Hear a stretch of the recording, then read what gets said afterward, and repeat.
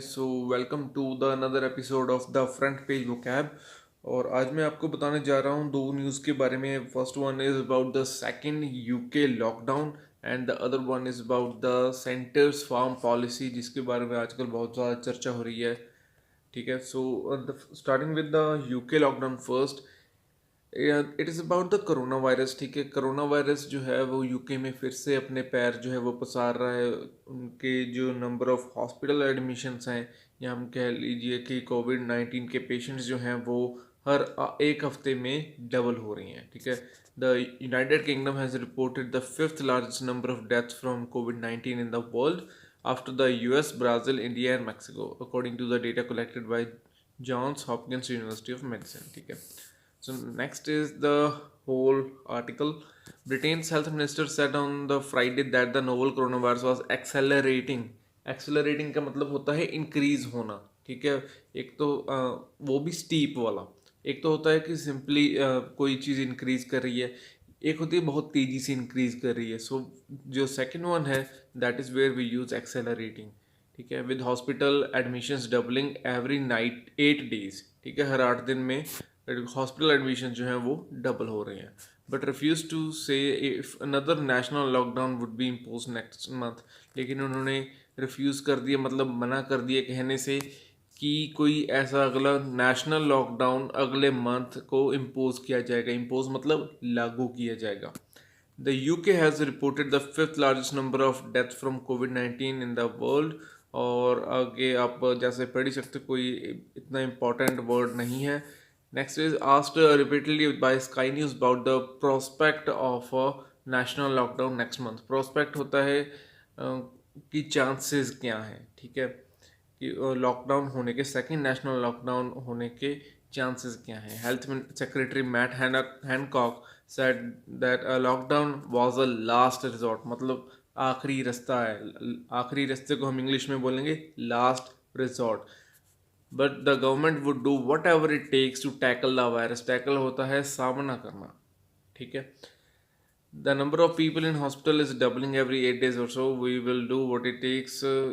We keep these things under review. Under review मतलब कि वो हमेशा चेक करें कि कोई भी अगर नई स्थिति बनती है तो उसे कैसे डील किया जाए।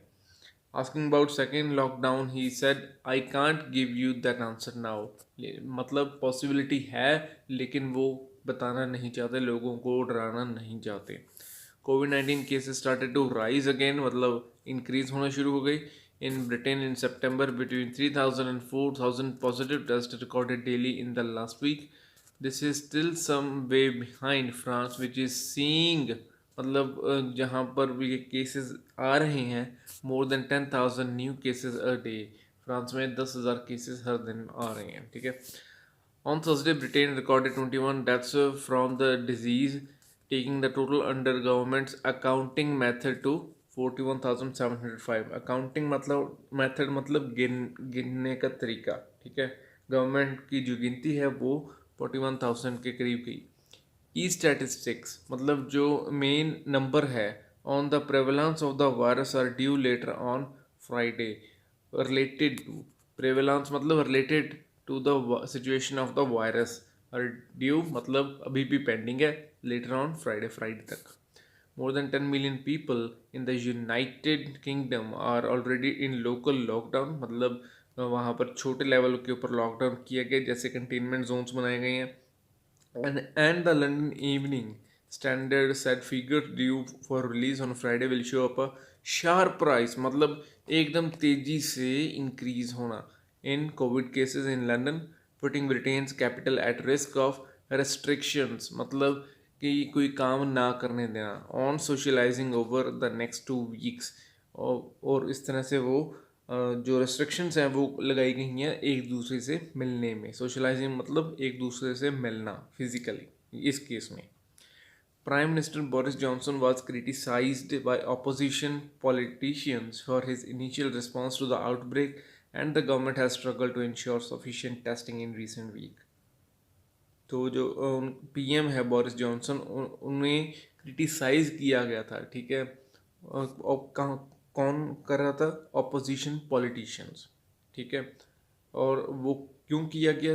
बिकॉज इनिशियल रिस्पांस जो आउटब्रेक का था उसके ऊपर, और उन्होंने ऑपोजिशंस ने कहा है कि गवर्नमेंट जो है वो स्ट्रगल कर रही है सफिशिएंट टेस्टिंग इन थोड़े से हफ्तों में, जो अभी भी कही हैं। बाकी का जो आर्टिकल है वो आप पढ़ सकते हो, ठीक है।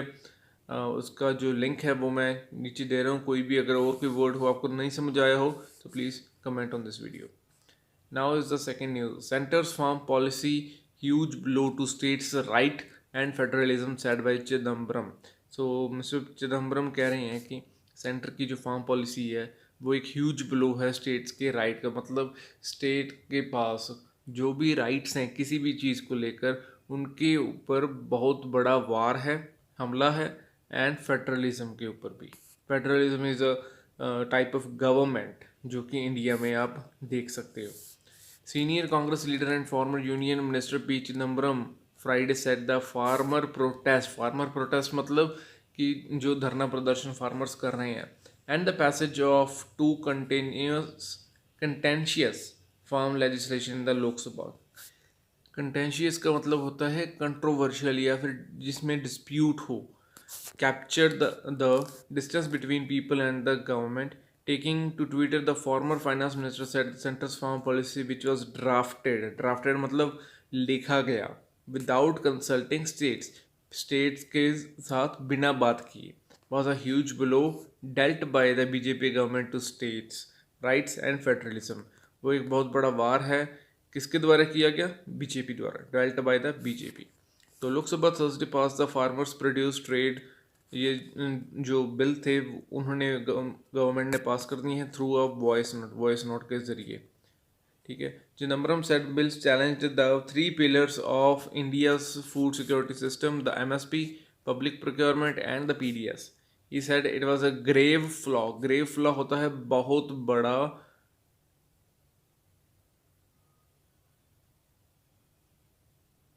बहुत बड़ी प्रॉब्लम, ठीक है। क्योंकि जो bills fail to ensure farmers were paid more than the MSP. Bills के अंदर कहीं भी ये नहीं लिखा है कि फार्मर्स जो हैं वो उनको एमएसपी से ज़्यादा पेमेंट मिलेगी। The two ordinances challenge the three pillars of our still imperfect food security system, the MSP. ये हमने पहले बात कर ली है। The grave flaw in the ordinances is that they do not stipulate that the price which the farmer gets shall not be less than the MSP। So stipulate होता है outcome, ठीक है। वो अभी भी ये चीज़ नहीं बताते कि जो प्राइस है फार्मर को वो MSP से कम नहीं मिलेगा। He added farmers in Tamil Nadu have told me that the selling paddy at 850 to private traders against the MSP of 1150। सो जो पैडी है, पैडी होता है चावल, ठीक है। पंजाब में इसे झोना भी बोलते हैं।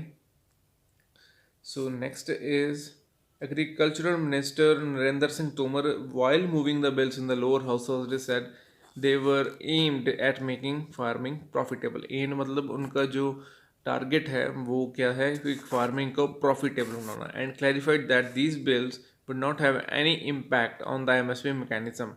मतलब कि इन बिल्स का MSP मैकेनिज्म के ऊपर कोई भी इम्पैक्ट नहीं है। He further assured that these legislations मतलब laws would not encroach upon Agricultural Produce Marketing Committee Act of the states।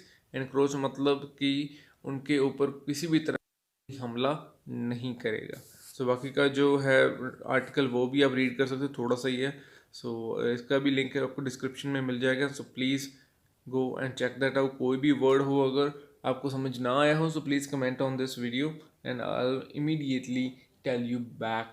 और इस तरह की और वीडियोस के लिए please subscribe to my channel and don't forget to like this video. और अगर आपको कनाडा इमिग्रेशन के बारे में कोई भी इन्फॉर्मेशन चाहिए so please comment on this video as well, so I will tell you whatever the thing is and the information would be authentic. Thank you.